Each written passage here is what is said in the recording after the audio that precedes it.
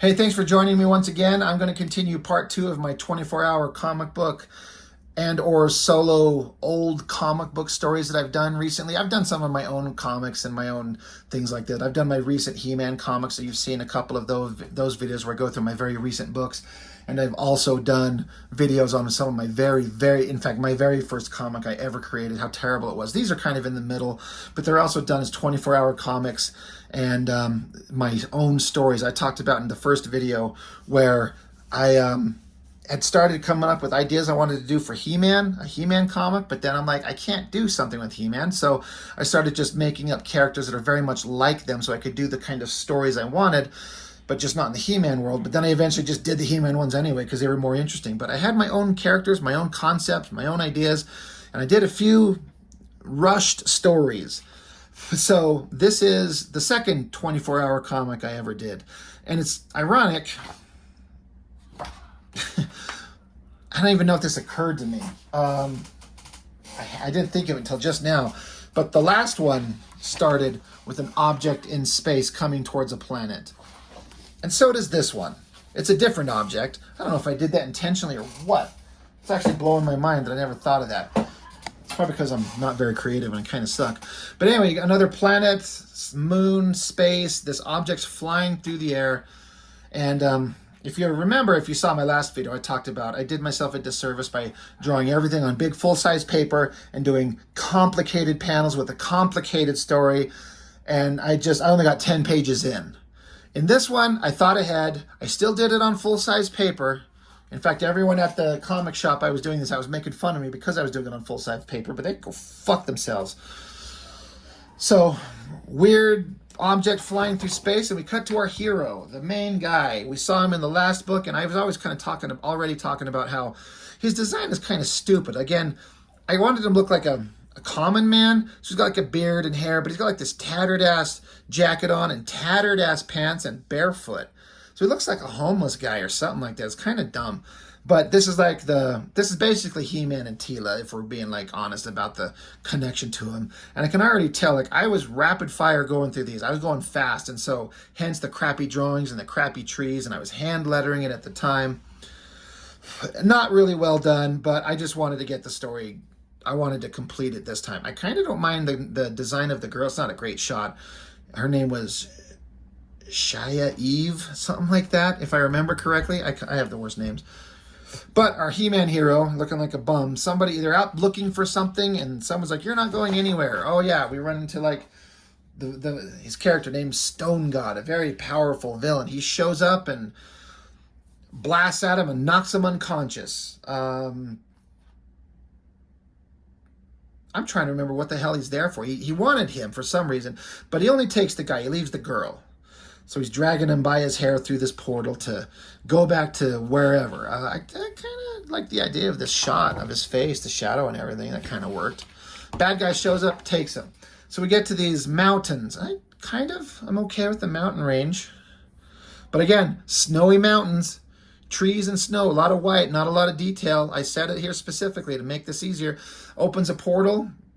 There's the main evil witch from the last book we talked about. I had her named Avendar, whatever that means, Stone God, and Adon K. They're like, we have brought you here to witness this momentous occasion. He's like, well, okay, what?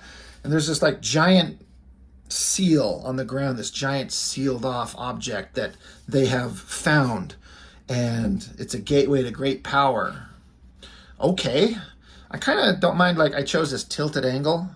And this, extreme shadows. Oh, the shadows are kind of hard to figure out. I don't think that works, but some kind of like ancient, like, structure they find on the ground.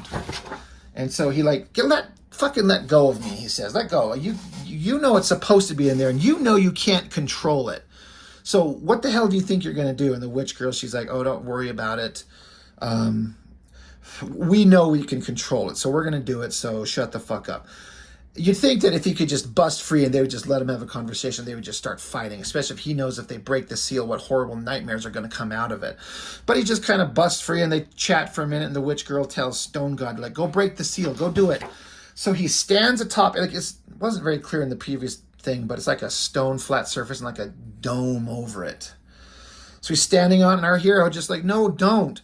But then the guy chops his axe down in this extreme lighting. I kind of think I did this lighting okay. I think that kind of came out all right.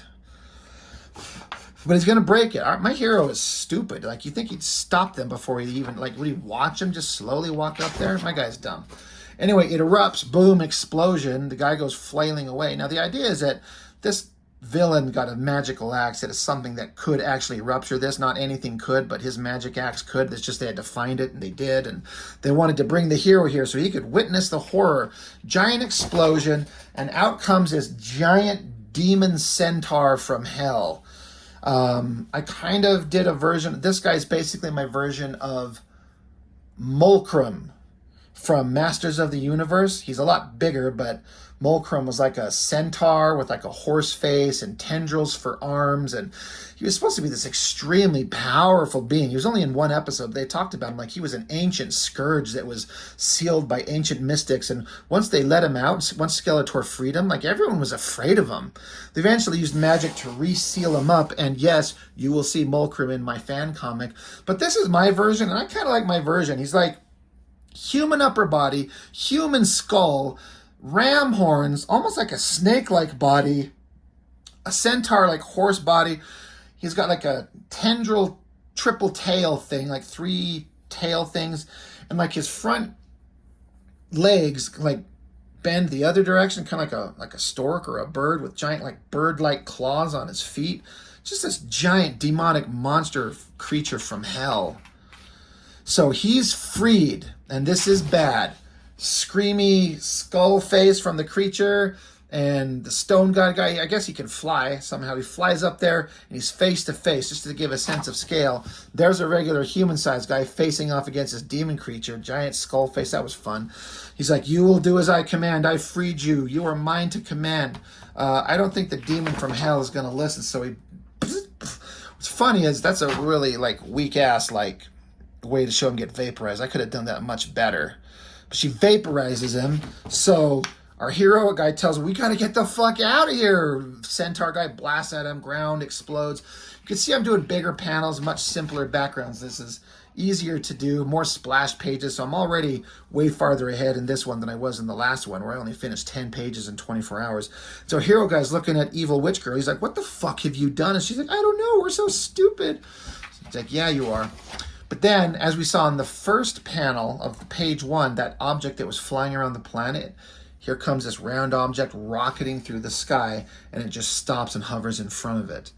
And so then the hero and evil witch girl, it's like they know what it is. He's like, is that what I think it is? And she's like, it is. So you got this spheroid thing. If I was to draw this again, I'd have it have a shiny metallic glass texture on it. But basically, it pulls a bunch of rocks. She calls it the Stogoth rock. A bunch of stones get ripped up from the ground, forming into a mass in front of this creature, and then it slowly forms like a humanoid type body, and that spheroid object is its head.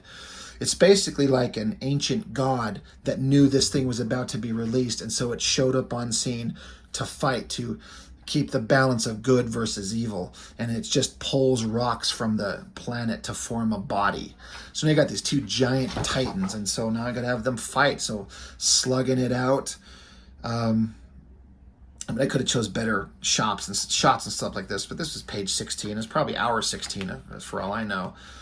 But yeah, giant monsters fighting, punching, beating each other up.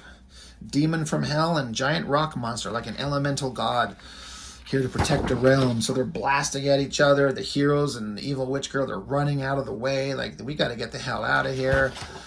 And then witch girl, she just teleports herself away, and she's like, oh, that's some bullshit. Centaur creatures like slashing at the rock and blowing chunks of them out of the way.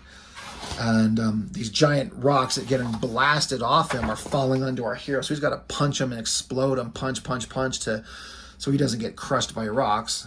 It actually, I didn't show it very clearly, but Centaur demon creature blew off his arm. This arm. That's what this is. My storytelling is terrible because you don't actually see it.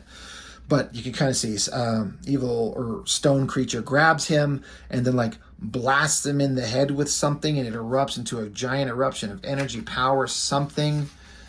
And more rocks are falling on our hero, and he's basically buried under rubble. And then the little spheroid thing. So yeah, the eruption of energy, both of these guys disappear, or at least he disappears and his stone body disappears. That's his stone body falling on the ground.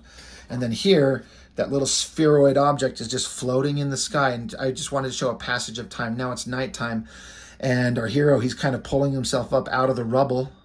And the girl from the first page, she's like, oh my God, I finally found. She's like, what is that thing? He's like, what? What thing? It wasn't his body, it's part of his body. I don't know what the fuck I'm doing, but it's just standing there. And they're like, oh God, it's just still standing here. It defeated the centaur creature, so it's just silently standing there with his missing arm. And I'm actually missing the final page, page 23. But basically, the little glass spheroid top, it erupts in a flash of light, vanishes, and then his whole body just falls to the ground, and they're just left staring at each other like, what the fuck did we just see? Holy God. So anyway, that's it. I mean, I went through this one a lot quicker than the last one because the story was a lot simpler, and that was by design. I did get through 24 pages in 24 hours. In fact, I think I was done by hour 20, and me and my brother left early. So this was fun. It's not very good. It's not very well written. It doesn't make sense. But it was fun, you know, a 24-hour comic book day. I've seen versions of these that look amazing. Eric Larson did one. I've got it here somewhere. I need to bust that thing out. He printed it up as a full book. It's amazing the level of work he did in 24 hours. Holy God. But yeah, that's just my stupid, random 24-hour comic thing. So that's part 2 of my little private stories that I've done just for myself in my efforts to learn and grow as a comic book artist and a storyteller. So that's all for this one. So once again, thanks for joining me on my exploration of my crappy own artwork, and I will see you next time.